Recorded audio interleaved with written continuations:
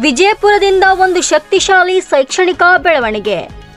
BLDE ಸಂಸ್ಥೆಯ SP ಕಲಾ ಮತ್ತು KCP ವಿಜ್ಞಾನ ಮಹಾವಿದ್ಯಾಲಯದಲ್ಲಿ ಇಂದು ನಡೆದ ಕಾರ್ಯಕ್ರಮದಲ್ಲಿ ಸಂವಹನದ ಮಹತ್ವವನ್ನು ವಿದ್ಯಾರ್ಥಿಗಳಿಗೆ ಪ್ರತಿಪಾದಿಸಲಾಯಿತು. ವಿಶೇಷ ಉಪನ್ಯಾಸದ ಸಂದರ್ಭ ಸಂಪನ್ಮೂಲ ವ್ಯಕ್ತಿಯಾಗಿ ಆಗಮಿಸಿದ್ದ VB ರಜಪೂತ್ ವಿದ್ಯಾರ್ಥಿಗಳು ತಮ್ಮ ಕಲಿಕೆಯ ಹಂತದಲ್ಲಿಯೇ ಉತ್ತಮವಾಗಿ ವೃದ್ಧಿಸಿಕೊಳ್ಳಬೇಕು.